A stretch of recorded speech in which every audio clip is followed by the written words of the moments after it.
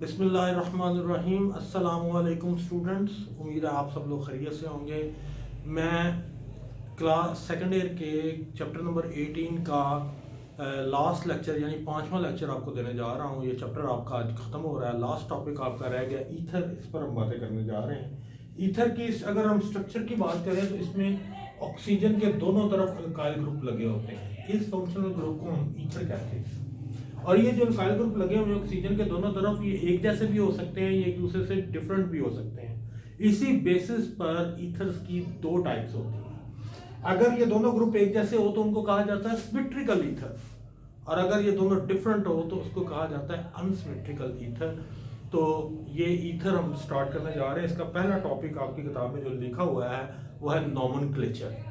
तो इनकी एक होती है ट्राइबल नामिंग और एक होती है आईयूपैक नोमेनक्लेचर। ट्राइबल नामिंग का ये स्टाइल है कि जो भी अल्काइल ग्रुप ऑक्सीजन की तरफ मौजूद होते हैं उनका आप नाम लिखें और एंड पे ईथर लिख दें। जैसे CH3O इंटू CH3, इसका नाम बन जाएगा डाई मिथाइल ईथर। जो भी अल्काइल ग्रुप ऑक्सीजन के साथ मौजूद हो उनका आप नाम लिखें और आगे ईथर लिख दें। और अगर वो एक जैसे हो तो उनको जोड़ के लिख दें। जैसे मैंने ये लिख दिया है डाई मिथाइल ईथर, सॉरी ये डाई मिथाइल है, हाँ डाई मिथाइल ईथर है। आगे दूसरा देखें C2H5OCH3। अब एक तरफ मिथाइल लगा है और एक तरफ इथाइल लिखा है, तो दोनों ग्रुप्स का आप नाम लिखें और एंड पे ईथर लिखते हैं। जैसे इथाइल मिथाइल ईथर, ये है इसकी ट्राइबल नेमिंग। अब हम आते हैं आईयूपैक नोमेनक्लेचर की तरफ।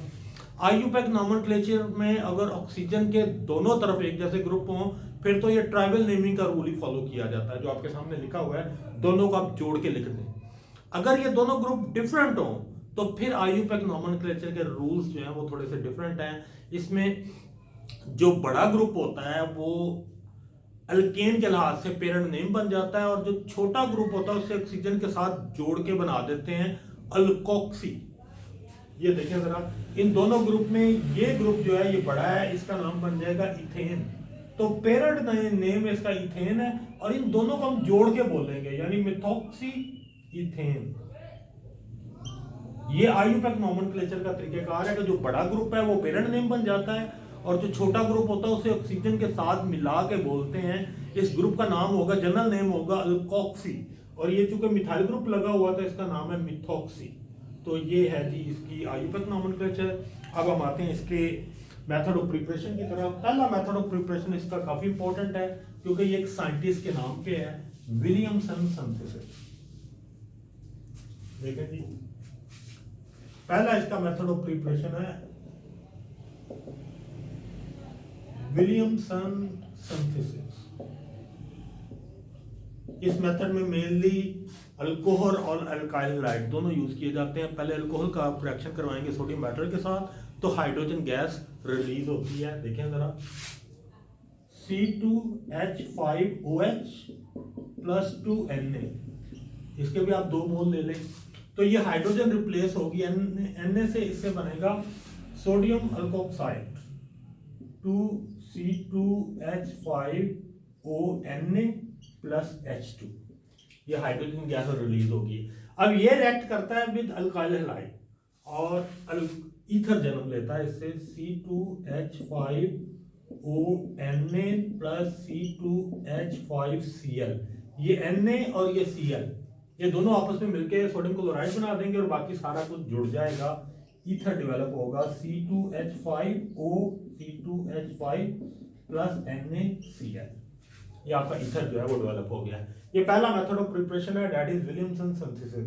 दूसरा इसका मेथड ऑफ प्रिपरेशन है अल्काइल हैलाइड का रिएक्शन करवाया जाता है विद सिल्वर ऑक्साइड। तो देखिए जरा, C2H5Cl C2H5Cl प्लस Ag2O। ये Ag दोनों क्लोरीनों को पकड़ लेगा और ये सारे आपस में ऑक्सीजन की मदद से जुड़ जाएंगे। इसके नतीजे में बनेगा C2H5O C2H5 प्लस 2AgCl। ये आपके सामने डेवलप हो गया है। अब तीसरा इसका मेथड ऑफ प्रिपरेशन है कि अगर 2 अल्कोहल के मॉलिक्यूल के अंदर से अगर आप पानी का मॉलिक्यूल निकाल देते हैं, ये रिएक्शन वैसे आप पहले भी पढ़ चुके हैं, इसका मैकेनिज्म भी आपकी किताब में मौजूद है। अल्कोहल वाले चैप्टर में आप इसे देख चुके हैं। तो इससे ईथर डेवलप होते हैं। तो देखें ज़रा, C2H5OH, C2H5OH, ये पानी का मालिक्यूल अगर आप निकालते हैं in the presence of sulphuric acid, ये रिएक्शन करवाएं आप, तो इसके नतीजे में बनता है C2H5O C2H5 प्लस वाटर।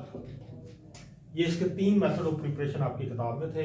अब हम आते हैं इसकी ईथर की कुछ फिजिकल प्रॉपर्टीज़ की तरफ। ये कलरलेस होते हैं और ये हाईली जो है ना वोलाटाइल किस्म के कंपाउंड होते हैं, लेकिन ये इनर्ट कंपाउंड होते हैं और लेकिन ये ऑर्गेनिक कंपाउंड्स को अपने अंदर हल कर लेते हैं। इस वजह से ये ऑर्गेनिक सॉल्वेंट के तौर पर यूज़ होते हैं। एज अ एसिड या बेस अगर हम बात करें तो ऑक्सीजन पे चूँकि 2 लोन पेयर होते हैं जिसको ऑक्सीजन डोनेट कर सकती है, जिसकी वजह से ये ल्यूइस बेसिस के तौर पर गिने जाते हैं। ये एनेस्थेटिक होते हैं, यानी इससे अगर आप ज़्यादा देर सूंघते हैं इसे तो इससे इंसान के बेहोश होने के इम्कान होते हैं। और इसके अलावा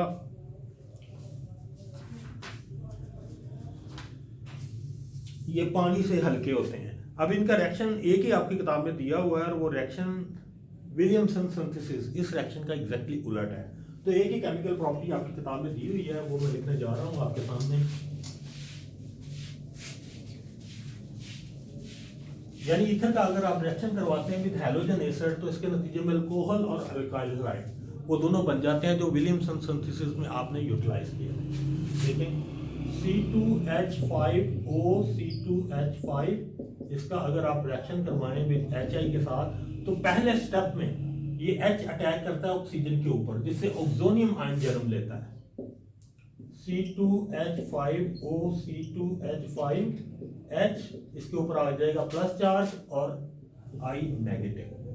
अब ये I नेगेटिव एक ग्रुप को, एक अल्काइल ग्रुप को यहाँ से पकड़ेगा, जिसके नतीजे में एक अल्कोहल बन जाएगी और एक अल्काइल हैलाइड बन जाएगा।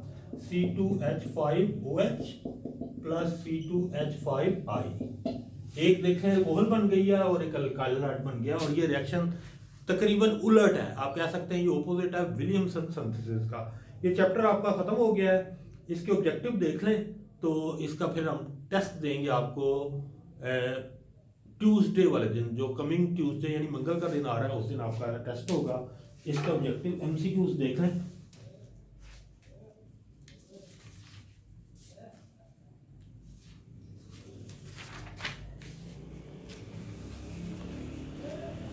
अच्छा जी, पहला देखें जी, which compound shows hydrogen bonding.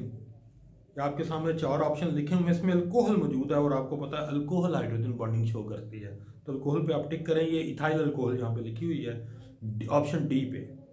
दूसरा देखें, according to Lewis concept ether behave as basis, option B. तीसरा देखें जी, ethanol can be converted into ethanoic acid by oxidation. ये भी आपको मैंने एक तरतीब बताई थी, तो उसके मुताबिक ये कन्वर्ट हो सकते हैं कार्बोक्सिलिक एसिड में। अल्कोहल की ऑक्सीडेशन करें तो पहले एल्डिहाइड एंड कीटोन बनता है, उनकी फर्दर ऑक्सीडेशन करें तो उससे बनता है कार्बोक्सिलिक एसिड। नेक्स्ट देखें जी, Williamson synthesis of ether is superior to alcohol because it form both symmetrical and unsymmetrical ether. तो ऑप्शन आपका जो है ये डी ऑप्शन है, जिसमें दोनों का नाम लिखा हुआ है।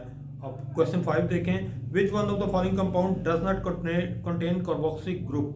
तो ये है picric acid, option D. Next देखें जी, hydrogen bonding is maximum in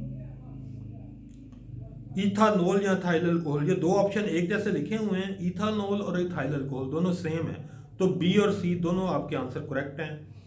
next देखें जी, which of the following compound have no attraction at all with water. तो बेंजीन की कोई अट्रैक्शन नहीं है, ऑप्शन ए C6H6। नेक्स्ट देखें जी, phenol are more acidic than alcohol, which statement is correct. Option C है phenoxide ion is stabilised due to resonance, तो ये आपका आंसर है option C. Carbolic acid is treated with dilute nitric acid at 25 degree centigrade, the product is both A and B, यानी ortho and para nitrophenol, ये आपका answer है।